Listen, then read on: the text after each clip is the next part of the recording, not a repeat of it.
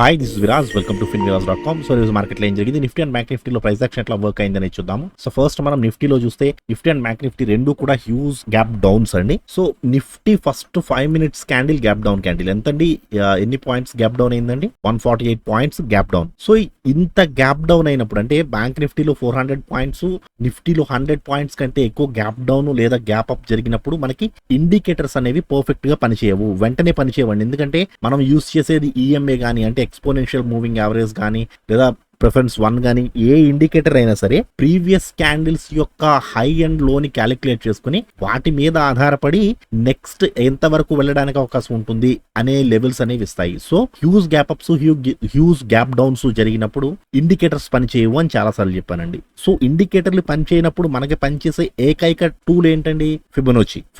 Master ఫిబొనాచిలో నేను చాలా clear గా చెప్పా ఎలా యూస్ చేయాలి అనేది. So first 5 minutes candle red candle వేసినప్పుడు స్వింగ్ హై టు స్వింగ్ లో టు ప్రీవియస్ హై వేసుకుంటే మనకి ఫస్ట్ రెడ్ క్యాండిల్ ఇక్కడ ఉంది. సో మనకి లిటిల్ బ్రదర్ కి కన్ఫర్మేషన్ ఇవ్వకుండానే యాక్చువల్ గానే ఇది preference 1 already huge bearish.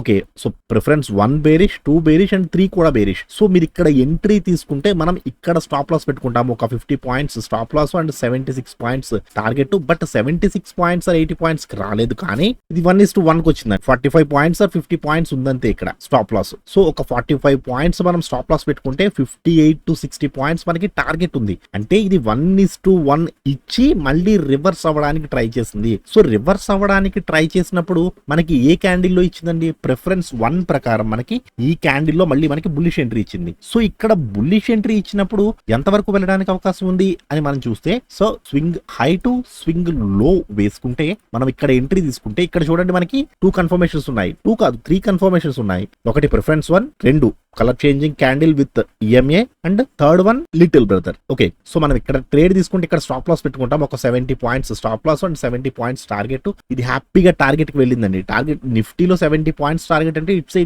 Good one actually. అది కూడా ఇంత డౌన్ లో ఇంత మంచి రికవరీ అనేది ఇట్స్ ఎక్స్ట్రాడినరీ థింగ్ అండి. యాక్చువల్గా ఇంత ఫాలో అయ్యింది, మార్కెట్ లో కొంచెం నెగిటివ్ న్యూస్ ఉంది అన్నప్పుడు ఇంత రికవరీ ఇమీడియట్ గా అనేది కొంచెం యాక్చువల్ గా అయితే కొంచెం కష్టతరమైన విషయం. బట్ ఇది రికవరీ అయ్యింది, టార్గెట్ కి వెళ్ళింది. టార్గెట్ ని హిట్ చేసిన తర్వాత ఇది రెసిస్టెన్స్ జోన్ కి వెళ్ళిన తర్వాత రెసిస్టెన్స్ జోన్ నుంచి కిందకు వస్తున్నప్పుడు మళ్ళీ ఇక్కడ మనకి ఈ జోన్ లో ఎక్కడా కూడా మనకి negative entry in the sense selling entry ఇవ్వలేదు. ఇది యాక్చువల్ గా మీకు ఇది సెల్లింగ్ ఎంట్రీ కింద, ఇది కూడా సెల్ ఎంట్రీ కింద కనబడుతుంది. బట్ ప్రిఫరెన్స్ 1 ఇక్కడ ఎక్కడా కూడా కన్ఫర్మేషన్ చెయ్యలేదు. ఒకసారి మీరు ప్రిఫరెన్స్ 1 కరెక్ట్ గా పెట్టి చూడండి, ఇక్కడ ఎక్కడ కన్ఫర్మేషన్ చేయలేదండి. బట్ ఇక్కడ మాత్రం కన్ఫర్మ్ చేస్తుంది, ఈ క్యాండిల్ కన్ఫర్మ్ చేస్తుందండి నేను బేరిష్ గా రాబోతున్నాను అని. సో ఇక్కడ కన్ఫర్మ్ చేసినప్పుడు మరి సార్ ఇక్కడ ఏం చేయాలండి? మీకు ఎటువంటి కన్ఫర్మేషన్ లేదు, వెయిట్ చేయండి. ఇప్పుడు ప్రతి నిమిషము ఏదో ఒక ట్రేడ్ లో ఉండాలని కాదు. మన సెటప్ యొక్క ముఖ్య ఉద్దేశం ఏంటి?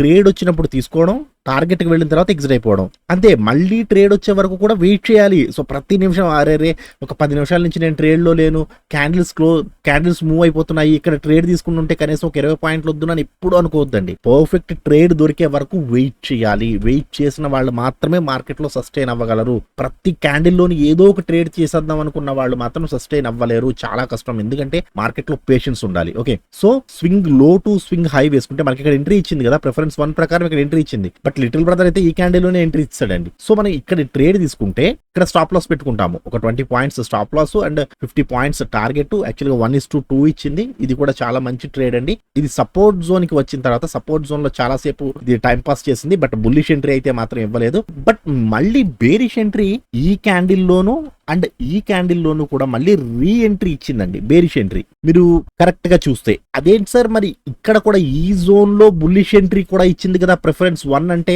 ఒకసారి హెకినాషి పెట్టి చూడండి, కన్ఫర్మేషన్ ఉందా? ఇక్కడ బుల్లిష్ ఎంట్రీ తీసుకోవచ్చా? తీసుకోకూడదు. అందుకే నేను అప్పుడప్పుడు మీరు క్యాండిల్స్ ను కూడా చేంజ్ చేస్తూ ఉండండి. కన్ఫర్మేషన్ కావాలండి మీకు. ఏదో ఒకసారి చూసామా బండి మీద వెళ్తున్నాము, ఒకసారి చూసామా ట్రేడ్ వచ్చేసింది, ఇక్కడ బుల్లిష్ ట్రేడ్ తీసేసుకున్నామా, ఇది వెళ్తుందో లేకపోతే లేదు అని వదిలేయకూడదండి. అలా పర్ఫెక్ట్ ట్రేడ్ మాత్రమే తీసుకోండి. ఓకే, సో ఈ క్యాండిల్ లో తీసుకుంటే ఒకవేళ మీకు చిన్న స్టాప్ లాస్ హిట్ అవుతుంది. ఈ క్యాండిల్ లో బేరిష్ ట్రేడ్ తీసుకుంటే మాత్రం సార్ చూపిస్తాను చూడండి, ఇది ఎంతవరకు రావడానికి అవకాశం ఉంది అంటే day high, swing high to swing లో టు ప్రీవియస్ హై వేసుకుంటే, అంటే మీరు ఈ క్యాండిల్ లో వేసుకుంటే, మనం ఈ క్యాండిల్ లో ట్రేడ్ తీసుకుంటే ఇక్కడ స్టాప్ లాస్ పెట్టుకుంటాం, ఒక 23 points stop loss, 35 points target. ఇది టార్గెట్ కే వచ్చి హిట్ అయిందండి. సో లాస్ట్ లో కూడా చాలా మంచి ఫాల్ జరిగింది. ఇది 15 మినిట్స్ లో చూడండి. 15 మినిట్స్ లో అయితే చాలా ఎక్స్ట్రాడినరీగా జరిగింది. 15 మినిట్స్ లో వన్స్ ఈ రెడ్ క్యాండిల్ వేసిన తరువాత యాక్చువల్గా అయితే మార్కెట్ ఇక్కడ నుంచి కూడా, ఎక్కడ నుంచి అండి, ఈ క్యాండిల్ నుంచి కూడా బులిష్నెస్ ఉంది మార్కెట్. 15 మినిట్స్ లో మార్కెట్ ఈ క్యాండిల్ నుంచి బులిష్నెస్ లో ఉంది. బట్ ఈ క్యాండిల్ నుంచి ఎప్పుడైతే ఈ క్యాండిల్ విత్ కలర్ చేంజింగ్ తో మనకి బేరిష్ సిగ్నల్ ఇచ్చిందో, ఇక్కడ నుంచి కూడా మనకి 15 మినిట్స్ టోటల్ బేరిష్ గానే ఉంది. ఇక్కడెక్కడా కూడా మీకు బుల్లిష్ ఎంట్రీస్ లేవు. ఎందుకు మళ్ళీ నొక్కి చెబుతున్నాను అంటే 5 మినిట్స్ లో మీకు ఇందాక డిస్కస్ చేసినప్పుడు సరే ఇక్కడ బుల్లిష్ ఎంట్రీ ఇచ్చింది కదా అని మీరు డౌట్ అడగొచ్చు నన్ను అన్నాను కదా. ఇక్కడ బుల్లిష్ ఎంట్రీ లేదు. 15 మినిట్స్ లో clear cut bearish trend run అవుతుంది. అది కూడా 40 లెవెల్ కంటే బిలోలో. సో ఎవరైనా అడ్వాన్స్డ్ ఆప్షన్ బయింగ్ చూసుంటే ఆ లెవెల్స్ గురించి చాలా ఎక్స్ట్రాడినరీగా ఎక్స్ప్లెయిన్ చేశానండి. ఏ లెవెల్ దగ్గర ఉంటే మార్కెట్ ఎలా బిహేవ్ చేయడానికి అవకాశం ఉంది అని. ఓకే, సో నెక్స్ట్ వచ్చి మనం బ్యాంక్ నిఫ్టీ గురించి మాట్లాడుకోవాలి అనుకుంటే, బ్యాంక్ నిఫ్టీలో first 5 minutes candle red candle అండి. సో ఇది ఇంత హ్యూజ్ రెడ్ క్యాండిల్ వేసినప్పుడు ఇది ఎంత వరకు వెళ్ళడానికి అవకాశం ఉంది? ఇక్కడ ఎక్కడా కూడా మనకి ఇండికేటర్స్ అనేవి వర్క్ అవ్వవు. అప్ టు ఒక 1 అవర్ వరకు కూడా వదిలేయాలి. 1 అవర్ వరకు వదిలేస్తే అప్పుడు కొన్ని క్యాండిల్స్ ఫామ్ అయిన తర్వాత వీటి యొక్క యావరేజ్ చేసుకుని అప్పుడు ఇండికేటర్స్ అనేవి పర్ఫెక్ట్ గా వర్క్ అవుతాయి. సో ఎంత వరకు రావడానికి అవకాశం ఉంది? మనకున్న ఒకే ఒక టూల్ ఏంటండి? Fibonacci. So swing high to swing లో టు ప్రీవియస్ హై వేసుకుంటే this is the support zone. So market ఇంత వరకు రావడానికి అవకాశం ఉంది. సో మనం ఇక్కడ ట్రేడ్ తీసుకుంటే ఇక్కడ స్టాప్ లాస్ పెట్టుకుంటాం. 90 పాయింట్స్ కంటే ఎక్కువ స్టాప్ లాస్ పెట్టకూడదండి. 90 పాయింట్స్ ఇన్ స్పాట్ అంటే 45 to 50 పాయింట్స్ మాత్రమే మీరు ఆప్షన్స్ లో స్టాప్ లాస్ పెట్టాలి. సో ఇక్కడ మనం ఒక 90 points stop loss and 110 points to 120 points target ఉందండి. 110 పాయింట్స్ ఈజీగా ఇచ్చింది. సో ఇది టార్గెట్ ని హిట్ అయింది. టార్గెట్ ని హిట్ అయిన తర్వాత అంటే సపోర్ట్ జోన్ లోకి వచ్చిన తర్వాత చాలా సేపు రికవరీ అవ్వడానికి ట్రై చేసింది. రికవరీ అవ్వడానికి ట్రై చేసింది కదా అని మనం ఇక్కడ ఊహాగానంతో ఇక్కడ ఎట్టి పరిస్థితుల్లోనూ ట్రేడింగ్ తీసుకోకూడదు. ఇక్కడ తీసుకోకూడదు. మీరు ఇక్కడ ఆగుతుంది, ఇక్కడ నుంచి పైకి వెళ్ళడానికి అవకాశం ఉంది అని తీసుకోకూడదు. ఎక్కడ తీసుకోవాలి? ఫస్ట్ ప్రిఫరెన్స్ మీకు ఎక్కడ కన్ఫర్మ్ చేసింది? ఫస్ట్ ప్రిఫరెన్స్ ఇక్కడ కన్ఫర్మ్ చేసింది అండ్ ఈ క్యాండిల్ కన్ఫర్మ్ చేసింది. సో నేను ఇదైతే వెంటనే తీసుకోను, ఎందుకంటే ఇది ఫస్ట్ కన్ఫర్మేషన్. ఇంత హ్యూజ్ ఫాల్ తర్వాత అంటే ఇంత గ్యాప్ డౌన్ విత్ ఫాల్ తర్వాత ఫస్ట్ కన్ఫర్మేషన్ ఎప్పుడు కూడా కన్ఫర్మ్ గా వెళ్ళడానికి అవకాశం ఉండదు. మళ్ళీ ఒకసారి వదులుతారు. మళ్ళీ సెల్లర్స్ ఎంత కొట్టాలో అంత కొట్టిన తర్వాత అప్పుడు సెకండ్ టైం నుంచి అప్పుడు బయర్స్ బయలుదేరతారండి. So this is the confirmation candle. నాకు ఈ క్యాండిల్ లో ఎక్కువ కన్ఫర్మేషన్ ఉంటుంది. సో నేను ఈ క్యాండిల్ లో ఎంట్రీ తీసుకుంటా. ఒకసారి ఇవి తీసేసి మళ్ళీ పెడతాను చూడండి. సో ఈ క్యాండిల్ లో మనం ఎంట్రీ తీసుకున్నప్పుడు ఎంత వరకు వెళ్ళడానికి అవకాశం ఉంది? స్వింగ్ హై టు స్వింగ్ లో. యాక్చువల్గా అయితే మార్కెట్ ఇంతవరకు వెళ్ళాలి కదండి. మార్కెట్ ఇంతవరకు వెళ్ళాలి. బట్ మనం ఇది ఎందుకు తీసుకున్నాం? దీనికంటే హై ఈ రోజు హై ఉందిగా, డే హై ఉందిగా ఇది. సో నేను 2 జోన్స్ గీసుకున్నాను. నేను నా ఫస్ట్ టార్గెట్ ఇది కూడా క్రాస్ అయి పైకి వెళ్ళింది, రెసిస్టెన్స్ స్ట్రాంగెస్ట్ రెసిస్టెన్స్ ని టచ్ అయ్యింది అంటే అప్పుడు నేను ఈ లెవెల్ అనేది ఇక్కడికి మార్చుకుంటాను. అర్థమైంది కదండి. మనకి హ్యూజ్ గ్యాప్ డౌన్ అయ్యింది కాబట్టి నేను ఫస్ట్ ఈ లెవెల్ తీసుకున్నాను. So this is the first swing high, this is the second swing high. గుర్తుంది కదండి. ప్రతిరోజు పోస్ట్ మార్కెట్ రిపోర్ట్ వీడియో చూస్తున్న వాళ్ళకి అందరికీ ఈ టాపిక్ అనేది అర్థమవుతుంది. ఫస్ట్ స్వింగ్ హై అంటే ఏంటి, సెకండ్ స్వింగ్ హై అంటే ఏంటి. ఓకే, సో నేను ఇది ఎందుకు తీసుకున్నాను అంటే నా సేఫ్ సైడ్ కోసం. నేను ఎప్పుడైతే ఇది స్ట్రాంగెస్ట్ రెసిస్టెన్స్ కూడా క్యాండిల్ క్రాస్ అయి పైకి వెళ్తుందో అప్పుడు డెఫినెట్ గా ఈ బాక్స్ లోకి టచ్ అవుతుంది. సో ఇప్పుడు నాకు ప్రెసెంట్ అవసరం లేదు, తీసేసాను. సో నేను ఇక్కడ ట్రేడ్ తీసుకుంటే, ఈ క్యాండిల్ లో ట్రేడ్ తీసుకుంటే నేను ఇక్కడ స్టాప్ లాస్ పెట్టుకుంటాను. ఒక 56 points stop loss and 96 to 100 points target. ఇది 100 పాయింట్స్ టార్గెట్ ఇచ్చిందండి. టార్గెట్ ఇచ్చిన తర్వాత కిందకు వస్తున్నప్పుడు మీరు ఇంకొక విషయం అబ్జర్వ్ చేస్తే ఒకసారి చూడండి. నేను ఫస్ట్ చెప్పాను కదా స్వింగ్ హై టు స్వింగ్ లో టు ప్రీవియస్ హై అని చెప్పాను కదా. సో ఈ ఫస్ట్ క్యాండిల్ లో అండ్ హై ని తీసుకుంటే మార్కెట్ ఎంత బ్యూటిఫుల్ గా అంటే టెక్నికల్స్ తెలిస్తే ప్రతిదీ తెలుస్తుందండి. చూడండి 0.6 లెవెల్ నుంచి లిటిల్ బ్రదర్ లెవెల్ వరకు మార్కెట్ దాదాపుగా 5 గంటల పాటు ఉందండి. 5 గంటల పాటు ఇదే జోన్ లో మార్కెట్ తిరిగింది, ఇంకెక్కడ వెళ్ళలేదు. ఒక రకంగా చెప్పాలంటే 0.6 కూడా కాదు, 5. జస్ట్ ఈ 2 జోన్స్ కి మధ్యన అంటే లిటిల్ బ్రదర్ టు 0.5 జోన్ అనేది మార్కెట్ చాలా నీట్ గా తీసుకుంది. సో ఇక్కడ ఆప్షన్ సెల్లర్స్ ఈ రోజు ఎవరైతే 920 స్ట్రాడిల్ వేశారో ఇంతవరకు కూడా వాళ్ళు చాలా మంచి ప్రాఫిట్ లో ఉంటారు. అంటే అప్ టు 210 220 వరకు కూడా చాలా మంచి ప్రాఫిట్ లో ఉంటారండి. సో ఈ లాస్ట్ లో వచ్చిన ఫాల్ అనేది కొంచెం ఇబ్బంది పెట్టుంటుంది వాళ్ళని. బట్ మనం ఇంతసేపు ఈ టెక్నికల్స్ యూజ్ చేయం కదా. మనం యూజ్ చేసేది ఏంటండి, మార్కెట్ పైకి వెళ్ళింది, ఇక్కడ టార్గెట్ ని హిట్ అయింది, మళ్ళీ కిందకు వస్తున్నప్పుడు మనకి ఏం కావాలి, ఒక సెల్లింగ్ సిగ్నల్ కావాలి. సో సెల్లింగ్ సిగ్నల్ ఎక్కడెక్కడ ఇచ్చిందండి, ఈ క్యాండిల్ లోను అండ్ ఈ క్యాండిల్ లోను, ఈ 2 క్యాండిల్స్ లోను కూడా మనకి సెల్ సిగ్నల్ ఇచ్చింది కిందకి రాబోతున్నాను అని. ఇంతవరకు కూడా మార్కెట్ బుల్లిష్ గానే ఉంది. మార్కెట్ బుల్లిష్ గా ఉంది, బట్ వెళ్ళడానికి అవకాశం ఉందా పైకి? లేదు. ఎందుకు? స్వింగ్ హై టు స్వింగ్ లో వేసుకుంటే this is the resistance zone. So resistance zone పైనే ఉంది. ఇక్కడ మనం ఎక్కడ కూడా బుల్లిష్ ఎంట్రీస్ తీసుకోకూడదు. మనం చూసేది ఏంటి బేరిష్ ఎంట్రీ కోసం చూస్తున్నాం మనం. అది కూడా మీరు హెకినాషిలో పెట్టుకుని కన్ఫర్మ్ చేసుకోవచ్చు. హెకినాషిలో పెట్టుకుని కన్ఫర్మ్ చేసుకుంటే మీకు ఈ క్యాండిల్ లోను ఈ క్యాండిల్ లోను రెండిట్లోనూ కూడా మనకి బేరిష్ ఎంట్రీ అనేది దొరికింది, మంచి బేరిష్ ఎంట్రీ. సో మీరు ఇక్కడ ఎంట్రీ తీసుకుంటే మరి ఎంత వరకు రావడానికి అవకాశం ఉంది? యాక్చువల్ గా చెప్పాలంటే మనకి ఇది డే హై ఇది కదా. So day high to swing లో టు ప్రీవియస్ హై వేసుకుంటే మనం తీసుకున్న ఎంట్రీ క్యాండిల్ ఇది. సో ఇక్కడ మనం ట్రేడ్ తీసుకుంటే ఇక్కడ స్టాప్ లాస్ పెట్టుకుంటాం, 50 points stop loss and 90 points target. కానీ ఈ క్యాండిల్ అనేది యాక్చువల్ గా అయితే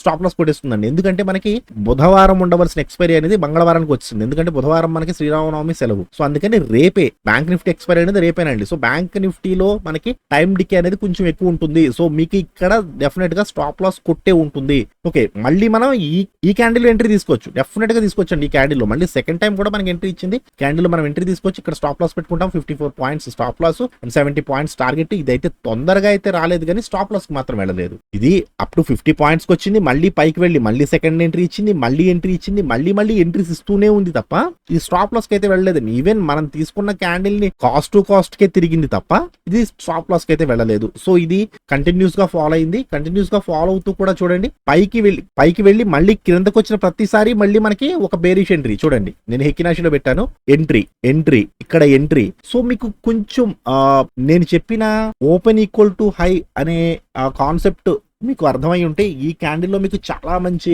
ఎంట్రీ దొరుకుతుంది. సో మనకి ఇక్కడ ఎంట్రీ దొరికినప్పుడు ఎంతవరకు రావడానికి అవకాశం ఉంది?